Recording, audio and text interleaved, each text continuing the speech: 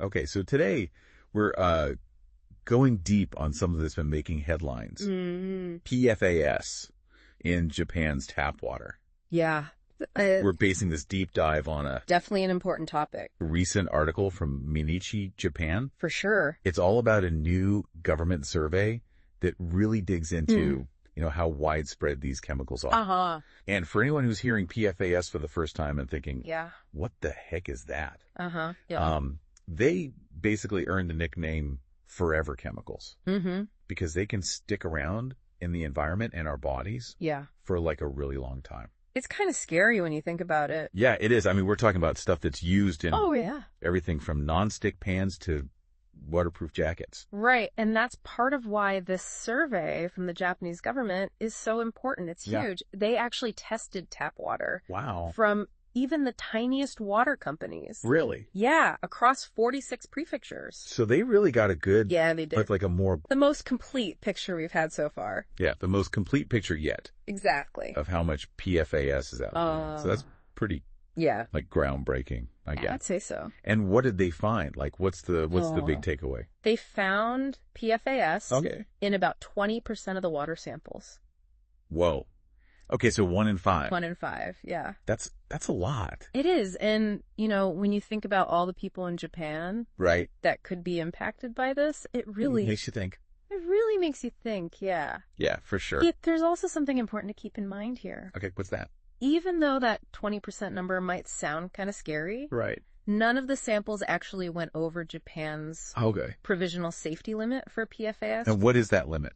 It's 50 nanograms per liter. Okay, so that's a little bit reassuring. It is? But I remember the article mentioned a few places that Yeah. got pretty close to that limit. Yeah, it did. It makes you wonder if they're like right on the edge of a problem. Yeah, you've got Aichi Prefecture, Okay, Nagasaki Prefecture, and Hokkaido got it. all had levels in the high 40s. Whoa, so really close. Nanograms away from that limit. Wow, so. Yeah, it definitely raises questions Yeah. about what could happen if those levels keep going up.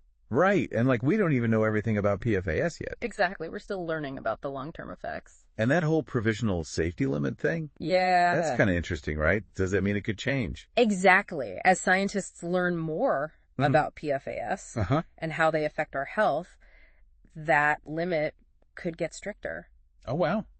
There's still a lot of debate in the scientific community Really? about how much PFAS exposure is really safe. So we don't really. It's like we're trying to solve a puzzle, but we're missing some pieces. Yeah, that's a good way to put it. Yeah. I also remember the article mentioned that in some past surveys, there were places that did go over that 50 nanogram limit. Yeah, that's true. But it seems like those cases are going down. Yeah, thankfully they are. And that's good. It is a positive trend. Any thoughts on why that might be? Well, it could be a few things, Okay. Maybe there's just more awareness now. Right. Or maybe the regulations on PFAS are getting stricter. Mm-hmm. Or maybe companies are starting to use different substances. Yeah, like alternatives. Yeah, exactly.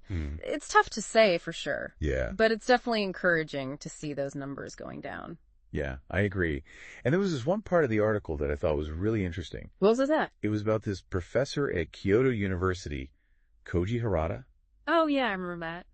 He's calling for mandatory PFAS testing for all water utilities in Japan.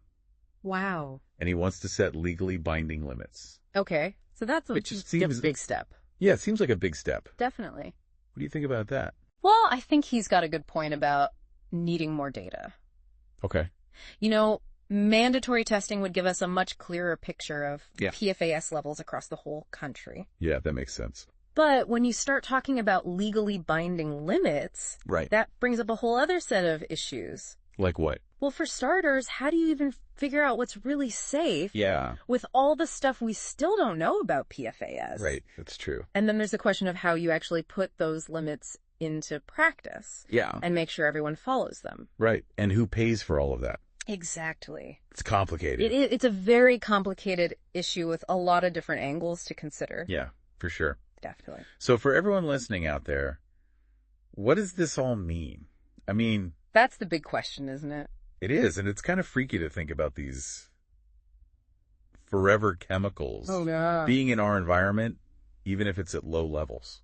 It's definitely something to be aware of. It is. So what we've learned today is that PFAS are pretty much everywhere, even in Japan. Right. Where the levels are mostly below the current guidelines. Okay. But the science is always changing. Yeah. And we're still learning about the long-term effects Right. of being exposed to PFAS. And this deep dive was all about Japan. Right.